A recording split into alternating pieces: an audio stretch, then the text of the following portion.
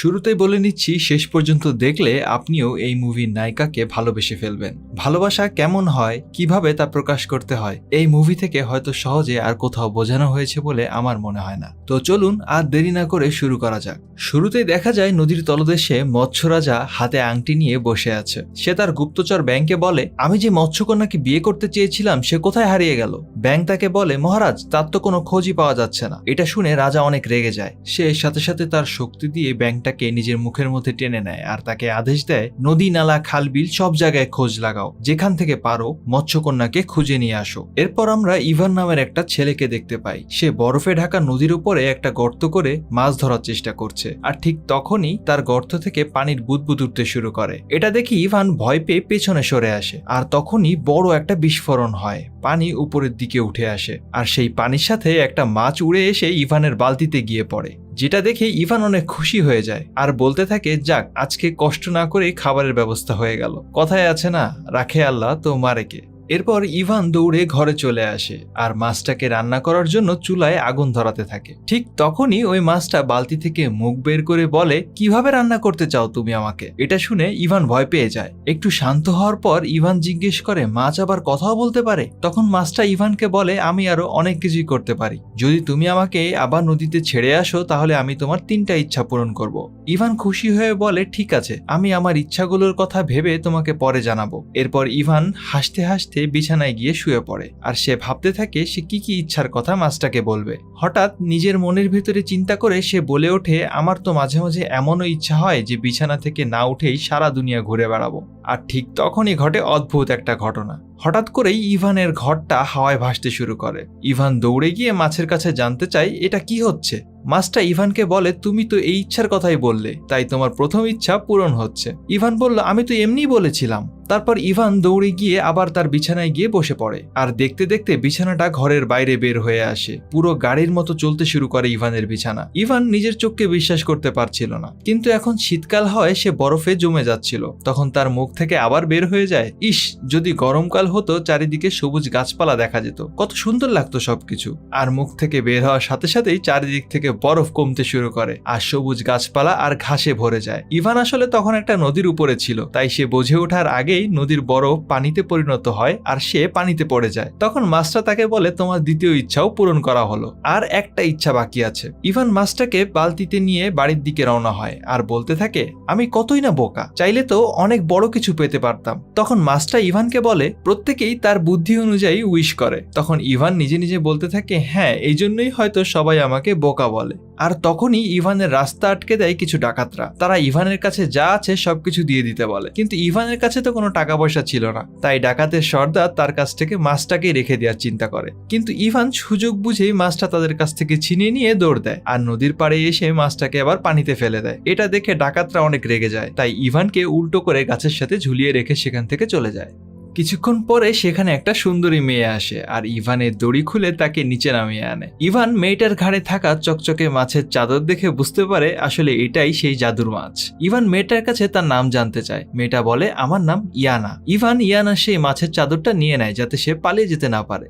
Ivan তখন ইয়ানাকে বলে, এখনো আমার একটা ইচ্ছা বাকি আছে, যা আমি সময় মতো চেয়ে নেব। ইয়ানা বলে, তাহলে এখন কি করতে চাও? ইভান উত্তরে বলে, আমি রুশের রাজা জারের মেয়েকে বিয়ে করতে চাই। ইয়ানা প্রশ্ন করে, তাহলে এটাই কি তোমার তৃতীয় ইচ্ছা? ইভান উত্তরে বলে, না, এর জন্য আমি নিজেই চেষ্টা করব, তুমি শুধু আমাকে সাহায্য করবে। ইয়ানা তখন ইভানের প্রস্তাবে রাজি হয়ে যায়।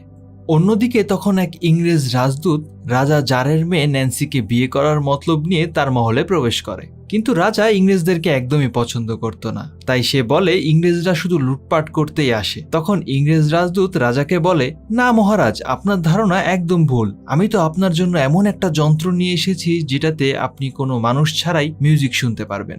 মূলত এই রাজদূতের উদ্দেশ্য ছিল রাজাকে পটিয়ে রাজকন্যাকে বিয়ে করা। তারপর সে ওই যন্ত্র দিয়ে রাজাকে মিউজিক শোনানোর জন্য তার কাছে নিয়ে আসে।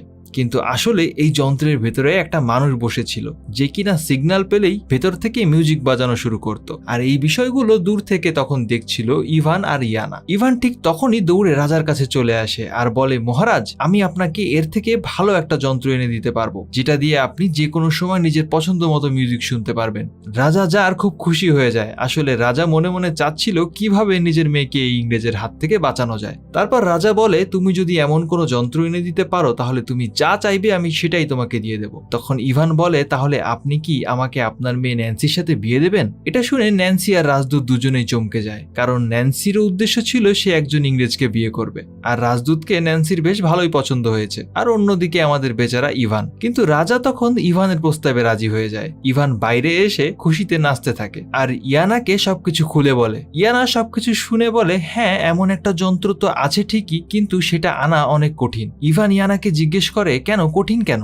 ইয়ানা বলে, ওই যন্ত্রটা আছে একটা বিড়ালের কাছে, কিন্তু আজ পর্যন্ত কেউ সেই যন্ত্রটা আনতে গিয়ে জীবিত ফেরত আসতে পারেনি। ইভান আবারও জিজ্ঞেস করে, কিন্তু কেন? তখন ইয়ানা বলে, কারণ ওই বিড়াল সবাইকে এমন একটা মিউজিক শোনায়, যখন খুশির মিউজিক বাজায় তখন মানুষ নিজেকে কন্ট্রোল করতে পারে না এবং খুশিতে নাচতে শুরু করে, আর তখন তাকে বিড়ালটা মেরে খেয়ে ফেলে। আবার যখন দুঃখের মিউজিক বানায় তখন মানুষ ইমোশনাল হয়ে নিজেকে কন্ট্রোল করতে পারে না আর কান্না করতে করতে ঘুমিয়ে যায়, আর তখনও বিড়ালটা তাকে মেরে খেয়ে ফেলে। ইভান বলে, আমাকে তাও সেখানে নিয়ে যাও। এরপর তারা দুজন সেই পথ দিয়ে যেতে শুরু করে, কিন্তু একটা ভয়ানক কবরস্থানের সামনে এসে ইয়ানা বলে, এখান থেকে তোমাকে একাই যেতে হবে। ইভান একা একাই সেই কবরস্থানে যেতে শুরু করে, আর চারপাশে তাকিয়ে সে দেখে সেখানে অনেক মানুষের কবর আর খুব ভয়াবহ পরিবেশ, চারিদিকে মানুষের কঙ্কাল ছড়িয়ে আছে। ঠিক তখনই তার সামনে সেই ভয়ঙ্কর বিড়ালটা এসে হাজির হয়, আর সে বলে, তুমি এখানে কেন এসেছো? ইভান বলে, আমার এই বাদ্যযন্ত্রটা প্রয়োজন।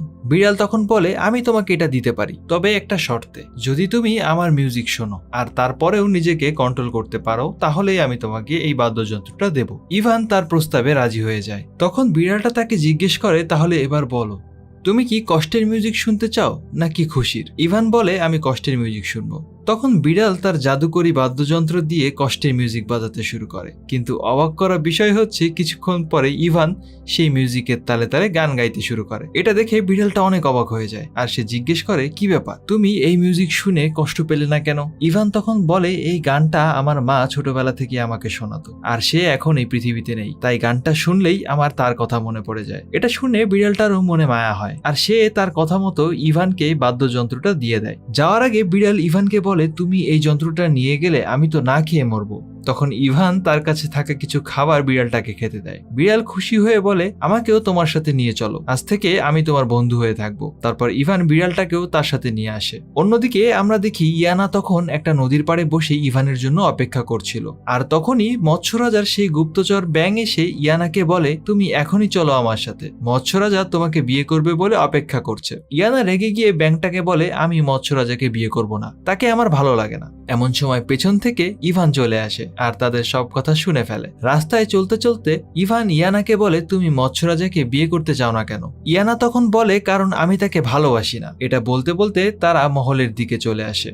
অন্যদিকে দেখা যায় ইংরেজ সেই রাজদূত আবারও নিজের চেহারা পাল্টে ইতালির রাজপুত্র সেজে মহলে এসেছে, যাতে এবার সে রাজাকে রাজকন্যার সাথে বিয়ে দিতে রাজি করাতে পারে। রাজকুমারী তাকে দূর থেকে দেখেই চিনে ফেলে আর খুশি হয়ে যায়। ইংরেজ রাজদূত ঠিক যখনই রাজার কাছে রাজকুমারীর বিয়ের কথা বলতে যাবে, চট করে ইভান সেখানে ঢুকে পড়ে আর বিড়ালকে বলে সেখানে খুশির বাজনা বাজাতে। আর এই মিউজিক শুনে কেউই নিজেকে কন্ট্রোল করতে পারে না, সবাই নাচানাচি শুরু করে দেয়। তারপর ইভানের কথা মতো বিড়াল মিউজিক বাজানো বন্ধ করে দেয়। তখন রাজা অনেক খুশি হয়ে যায় আর ইভানের প্রশংসা করতে থাকে, আর ইভান ন্যান্সিকে বিয়ে করার কথা স্মরণ করিয়ে দেয়। রাজা তাতেও রাজি হয়ে যায়, কিন্তু ন্যান্সি কোনোভাবেই রাজি হচ্ছিল না, কারণ সে শুধু ইংরেজ রাজদূতকেই বিয়ে করতে চায়। তাই রাজকুমারী ইভানকে বলে, তুমি এমন কিছু একটা করো যাতে এটা প্রমাণ হয় যে তুমি শুধু আমাকেই ভালোবাসো। ইভান অনেক বোকা আর সহজ সরল, তা হয়তো আপনারা এতক্ষণে বুঝে গেছেন, তাই সে ন্যান্সির চালাকি ধরতে পারে না।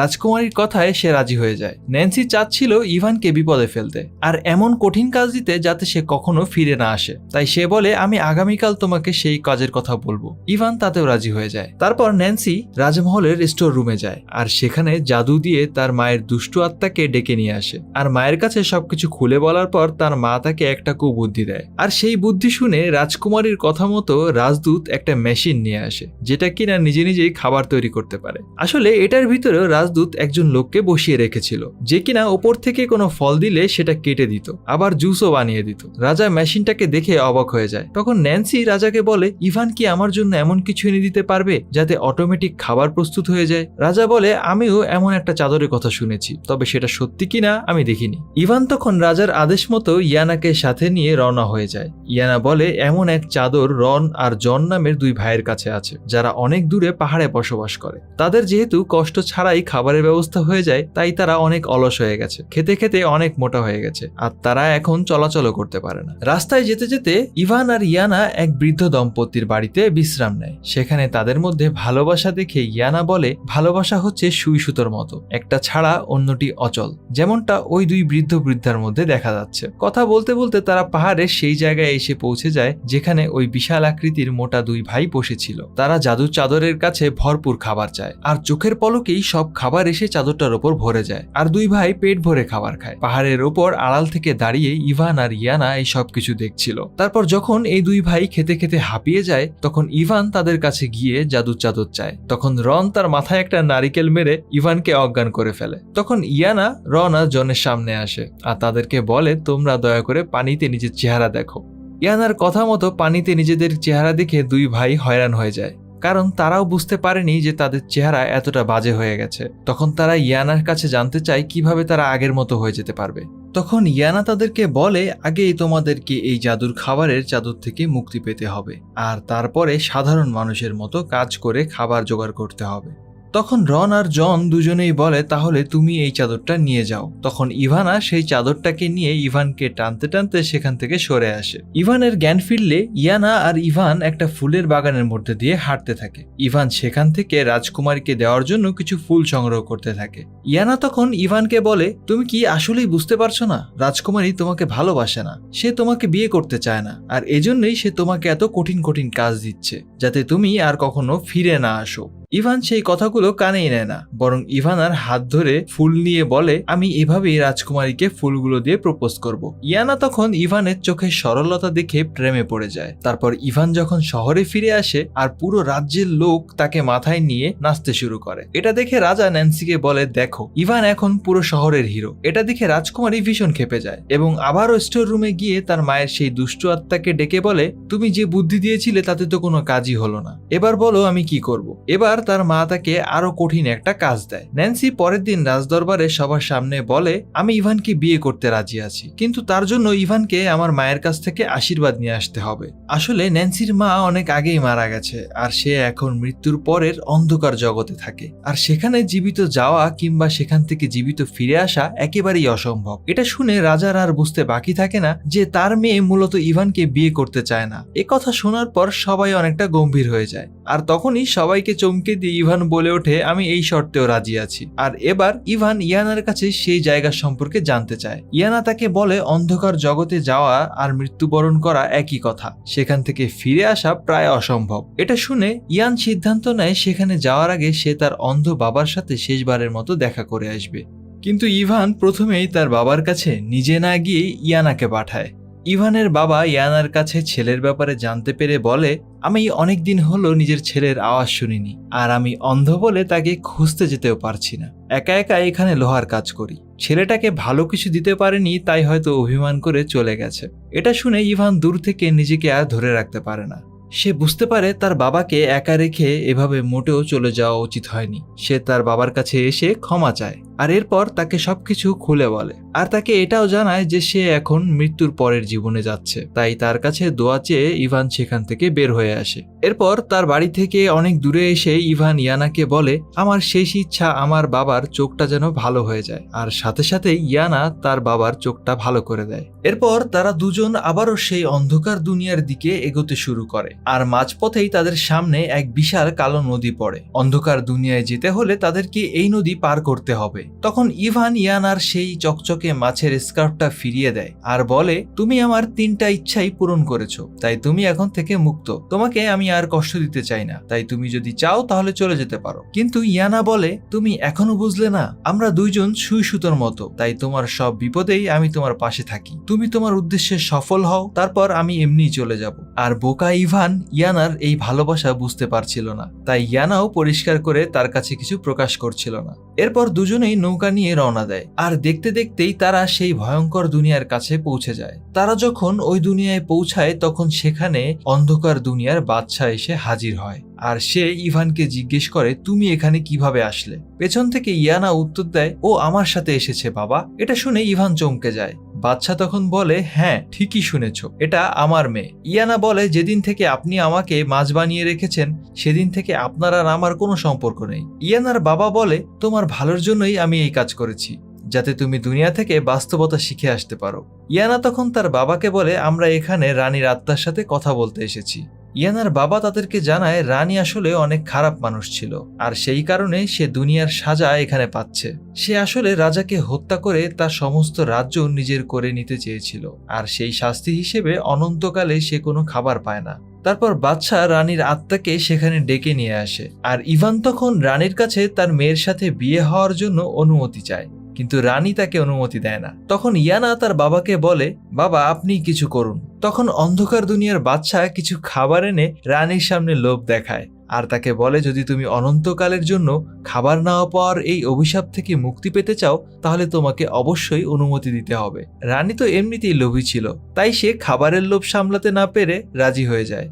এরপর পরবর্তী সিনে দেখা যায় রাজা ন্যান্সিকে নিয়ে খাবার খাচ্ছিল, আর ঠিক তখনই একটি স্টিলের থালার মধ্যে রানীর চেহারা ভেসে ওঠে, এবং সেখানে রানী বলতে থাকে যে আমি এই বিয়ের জন্য অনুমতি দিচ্ছি।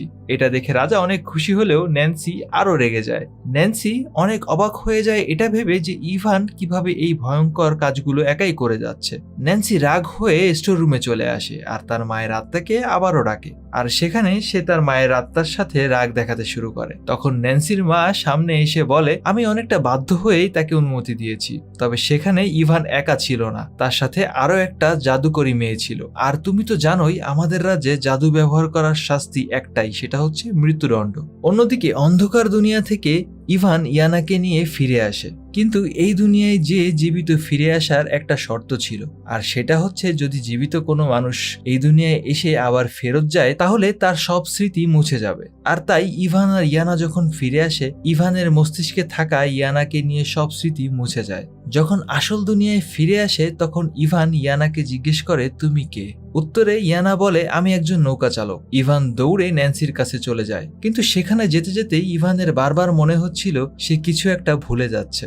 সে ন্যান্সির কাছে এসে বলে আমি তোমার দেওয়া সব শর্ত পূরণ করেছি, কিন্তু আমি এখন তোমাকে বিয়ে করতে চাই না। আমি অন্য কাউকে ভালোবাসি, কিন্তু কাকে ভালোবাসি সেটা ঠিক মনে করতে পারছি না। তখন ন্যান্সি ইভানকে প্রশ্ন করে যে তুমি এই সব কাজ কি একা করেছো? ইভান বলে না, কেউ একজন আমাকে প্রত্যেকবার জাদুর মাধ্যমে সাহায্য করেছে, কিন্তু আমি মনে করতে পারছি না যে সে কে। এটা শোনার সাথে সাথেই ন্যান্সি তার গার্ডদেরকে বলে তোমরা শুনলে তো, ইভান এই সবকিছু জাদুর সাহায্য নিয়ে করেছে। আর তাই গার্ডরা তখনই তাকে ধরে ফেলে। এটা দেখে ইভানও অনেকটা অবাক হয়ে যায়, যার জন্য সে এত কষ্ট করলো সে কিনা তাকে এইভাবে গ্রেফতার করিয়ে দিচ্ছে। পরের দিন দেখা যায় ইভানকে মৃত্যুদণ্ড দেওয়ার জন্য চোখে কালো কাপড় বেঁধে সবার সামনে দাঁড় করিয়ে রাখা হয়েছে।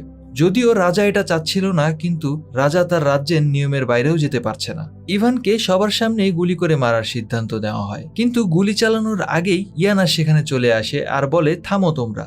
ইয়ানা তখন ন্যান্সিকে তার সেই চকচকে স্কার্ফটা দেয় এবং বলে আমি আজীবন তোমার গোলাম হয়ে থাকতে রাজি আছি, এবং আমি তোমার যে কোনো 3টা ইচ্ছা পূরণ করতে রাজি আছি, কিন্তু তার বিনিময়ে তোমাকে অবশ্যই ইভানকে ছেড়ে দিতে হবে। এটা শুনে ন্যান্সি তখন খুশি হয়ে যায় আর ইভানের মৃত্যুদণ্ড স্থগিত করে দেয়। ন্যান্সি প্রথমেই নিজের পিতাকে বন্দী করে নিজে রানী হয়ে যায় এবং ইয়ানাকে বলে আমি চাই ইংল্যান্ডের রাজপুত্র আমাকে বিয়ের প্রস্তাব পাঠাক। দেখতে দেখতেই ইংল্যান্ডের রাজপুত্রের বিয়ের প্রস্তাব নিয়ে সৈন্যরা চলে আসে, আর সেখানে তখন ইংল্যান্ডের সে রাজদূত ছিল।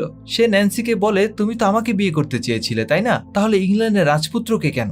ন্যান্সি উত্তরে বলে যেখানে আমি ইংল্যান্ডের রাজাকে পাচ্ছি সেখানে তোমাকে কেন বিয়ে করতে যাব। এটা বলে তাকেও বন্দী করার নির্দেশ দেয়। অন্যদিকে ছাড়া পাওয়ার পর ইভান চারিদিকে ঘুরে বেড়াচ্ছে, আর সেই সব জায়গাগুলোতে যাচ্ছিল যেখানে সে একসময় ইয়ানার সাথে গিয়েছিল, কিন্তু তবুও সে কোনো কিছুই মনে করতে পারছিল না। তারপর রাতের বেলায় ইভান যখন তার বাবার কাছে আসে সেখানে রন ও জনও ছিল, কিন্তু তারা এখন আর আগের মতো মোটা নেই। পরিশ্রমের কারণে তারা আবার আগের মতো স্বাভাবিক হয়ে গেছে। ইভানের বাবা তাকে বলে, তুমি আগে যখন আমার কাছে এসেছিলে তখন তোমার সাথে ইয়ানা নামের একটা মেয়ে ছিল। হঠাৎ করেই ইভানের চোখ যায় রন এবং জনের হাতে থাকা একটা সুই সুতোর দিকে, আর সাথে সাথেই সুই সুতার কথা তার মনে পড়ে যায়, আর সেই সাথে ইয়ানার সাথে কাটানো তার সব স্মৃতি ফিরে আসে। তারপর ইভান তার বাবার সাথে রন আর জনকে নিয়ে ইয়ানাকে মুক্ত করতে রাজপ্রাসাদে আক্রমণ করে। মনে আছে ইভানের সেই খাটের কথা? হ্যাঁ, সেটা দিয়েই সে রাজপ্রাসাদের গেট ভেঙে দেয়। আর সেখানে এসেই ইভান ইয়ানাকে বলে, আমি তোমার ভালোবাসা আগে বুঝতে পারিনি, এখন বুঝেছি, আমি তোমাকে নিয়ে যেতে এসেছি। তখন সেখানে ন্যান্সি চলে আসে আর সে বলে, ইয়ানা এখন আমার গোলাম, তুমি তাকে কোথাও নিয়ে যেতে পারবে না। তখন ইভান বলে, যদি ইয়ানাকে নিয়ে যেতে না দাও তাহলে তোমার সব সৈন্যদেরকে আমি মেরে ফেলবো।